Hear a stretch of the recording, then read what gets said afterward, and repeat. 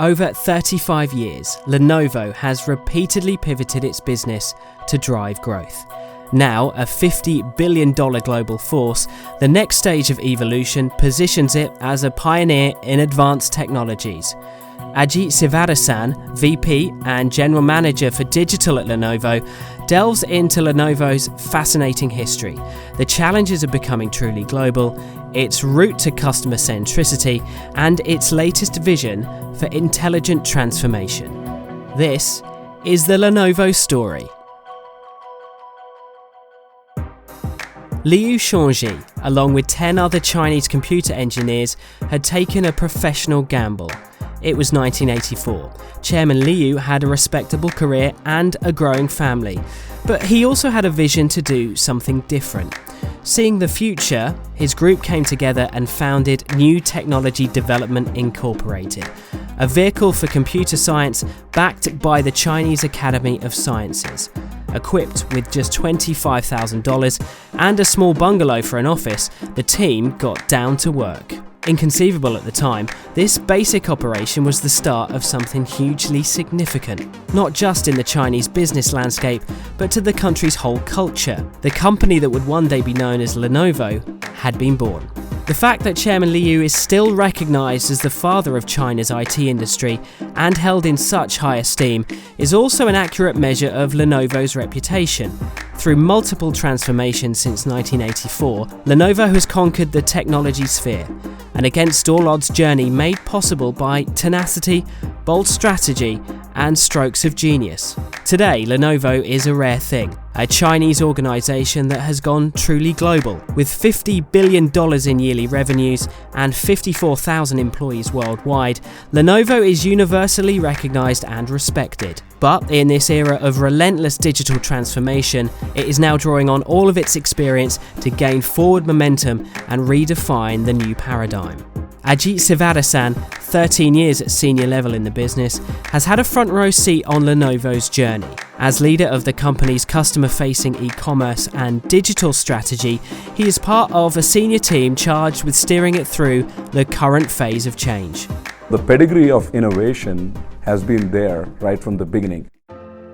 Back in the mid-1980s, New Technology Development Incorporated quickly morphed into legend, and Liu's team forged a niche, selling IBM-compatible PCs on the Chinese market. The vital next step was the creation of a proprietary circuit board that processed Chinese characters. 4 years after launching its own PC for the first time in 1994, a decade on from the company's humble formation, Legend grew into China's biggest PC manufacturer. With domestic dominance achieved, Sivadasan picks up the story, introducing a major milestone shortly after Legend became Lenovo in 2003. 1984 through 1994, they kind of went through this process of discovering who they are. 2005 was the big year. 2005, the current CEO, by the way, he's been the CEO for the last 30 years. YY, we call him YY. He decided that in order for Lenovo to grow, they had to have an international partner. And that's when they decided to acquire the IBM PC business. So that is the first major international move, and quite frankly, today everybody views that as a pretty historic accomplishment for a Chinese company to buy a Western company. The $1.25 billion takeover propelled Lenovo into the global market, transforming it into the planet's third largest PC maker overnight. But another decade later, the wheel turned again, and through 2 further high-profile acquisitions, it entered new territory in the enterprise and mobile sectors. We bought the IBM server business and the iconic Motorola business from Google. The big challenge for us has been the fact that when we acquired these 2 businesses in 2014, we became a very complex and very, very different company than just the company that sold PCs. Now we had 3 legitimate businesses that were very different, required very different personalities. Culture has been a running theme for Lenovo ever since the historic IBM buyout in 2005. Not only did that acquisition instantly double sales, but it also granted it complete strategic control over a traditional iconic Western behemoth. East had collided with West, IBM had revolutionized the PC industry, and now a Chinese company was at the wheel, steering research, development, and manufacturing. This is a topic that Sivadasan, Indian-born, United States-based, has spoken extensively on. How deep-seated business practices from opposite sides of the world have come together in the name of Lenovo to create a new type of brand. A challenge that went far beyond anything encountered in regular M&A. The company had to mesh cultures on an enormous scale. I joined the company in 2006, and at the time, the merger had been around for about a year, give or take. And so you have, blue-powered IBM executives on one side, and then you have the Chinese executives on the other side. And the good thing, YY, incidentally, who was the CEO at the time, stepped down to take the chairman role and gave up his CEO role to an American CEO in the hopes of making sure that the cultures were well integrated. The Chinese culture is very different in the sense that the way they make decisions, the way they think about a problem, the way they problem solve, and the way they collaborate, all very nuanced and, quite frankly, kind of reflects the long history they have from a civilization standpoint. When you put yourself in their shoes, you begin to understand that collaboration comes very differently. But I can tell you for a fact that it takes a long time for a lot of people to understand this. And that was a big challenge for us. And some of our executives, many of them were from Dell, it's a very different culture.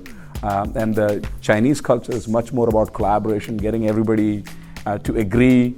And it's not about one-upping, it's about teamwork much more. It's not about individualism. So there's a lot of nuances that were at play when we are talking about culture. One critical driver in this years-long transition has been Lenovo's Morrisville office in North Carolina, where Sivadasan is one of 3,000 employees. Determined to establish a foothold outside of China, CEO Yang temporarily stationed himself at the Raleigh-Durham campus, and the business views this location as its co-headquarters, alongside its Beijing site and corporate base in Hong Kong. Serving as a sales, operation and research centre with close proximity to a major manufacturing facility in Whitsett, Morrisville has been the beating heart of Lenovo's globalization. The largest of 15 locations across North America, it is a beacon of Lenovo's diversity and innovation, according to Sivadasan. We have most of our development happening there. We got a lot of our senior executives sitting there. And it happens to be a place where we have a lot of investment in terms of manufacturing and other things. So look, it's all about talent. And we never want to be in a position to discount that talent that we have in a place like North Carolina, which is surrounded by universities and has got a very rich ecosystem of tech companies and biotech companies. So you always want to kind of leverage that and not lose those people and that expertise. Technology companies are having to fill an ever-broadening range of high-skilled jobs in the digital age, and this is especially applicable to Lenovo with its current outlook. It is in the acceleration phase of its latest metamorphosis. The IBM x86 and Motorola acquisitions led to growth away from PC making, but it is now occupied by the preeminent technologies in business. It is a strategic focus that CEO Yang and Lenovo have termed the intelligent transformation, where big data, cloud and artificial intelligence are converging to deliver on an ambitious objective, unrivaled customer centricity. Its data center group has become both indispensable and is driving hyper growth, in the most recent quarter achieving triple-digit growth year-on-year in North America. The same set of figures boosted record global profits in its Intelligent Devices Group, which included a first-time profit for the mobile business group since the Motorola acquisition in 2014. Powering this success is Lenovo's winning combination of smart devices and infrastructure, now at the core of its business. Connected products are serving homes and offices, while enterprise is building trust in its Think system and Think Agile data center solutions. Sivadasan says that to stay on an upward trajectory, however, Lenovo must always listen to its customers. As you probably already know, that's not an easy thing because of the need for trying to get to every customer around the world in 165 countries, having CRM systems aligned so we can actually treat every customer well, have infrastructure that actually can identify customers with all the concerns about privacy and other things, trying to deal with a seamless customer experience, always challenging. But we also realize that if we don't do that, that's going to be a huge problem in the future, because at some point, having an end relationship with the customer becomes really, really important in this business. As we go into smart IoT, as we go into a consumer that really is connected all the time, if you have to service them, you kind of have to move to this next evolution of technology. So in many ways, it's business model. We just recognize that customers are truly important and they're going to have a much bigger voice in the future of how the technology is going to be used. Lenovo isn't working alone on its intelligent transformation. To achieve maximum customer centricity, companies must explore every technological avenue available in order to make the necessary gains, and Lenovo is no different. But it is impossible for organisations to harbour expertise in every strand of technology. Such is the searing rate of development. Partnerships are therefore critical to ensuring both delivery and future-proofing, and Lenovo has a broad spectrum of trusted collaborators to call upon. As VP for Global E-commerce, Digital Marketing and Platform, Sivadasan is responsible for growing Lenovo's digital sales around the world. It has online presence in over 35 countries compared to just 5 when he first joined the company. But Sivadasan is now committed to doubling its online sales over the next 3 to 5 years. A key strategic partner for meeting this target is Adobe.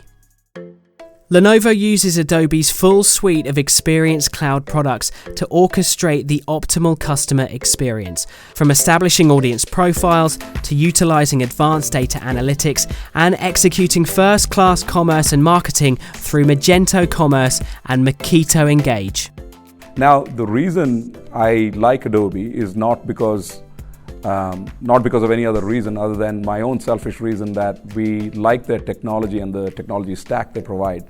Ultimately, what we are really trying to do is to figure out how to use all of the pieces in the customer journey from a technology standpoint and connect the dots. And Adobe has probably the most complete solution end-to-end.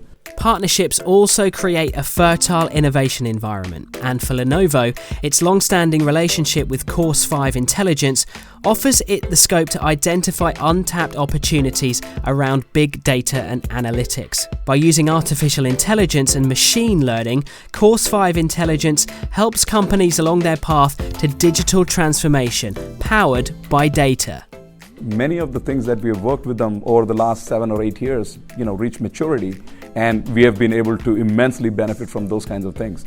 So they're a data analytics platform. They're heavily invested into AI, and they're doing a bunch of stuff that's cutting edge. They're another example of a great partner that we have, a lot of trust in, and we really have gone and worked with them to test out a bunch of stuff. So most of the partners we have a relationship that's very similar, which is the ability to experiment, take risks, have open conversations, have difficult conversations, and above all, at the end of the day, have personal relationship and a sense of trust to say, look, we're trying to do what's right for both of our businesses.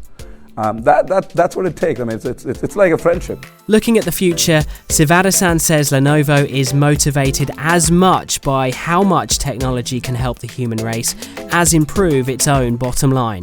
If you really think about a lot of the work that we are doing, whether it is working with the Utah, the General Hospital in Utah, where we are working on some cancer research, or we are working with genome research in Barcelona, or doing the supercomputing thing in Barcelona. A lot of the things that we think about from a technology standpoint is about humanizing technology. It's about how we can leverage technology in some ways to help humanity. I can't predict where the future is going to be in 10 years, quite frankly. I think there's going to be significant amount of disruption. There's going to be a lot of change in the landscape.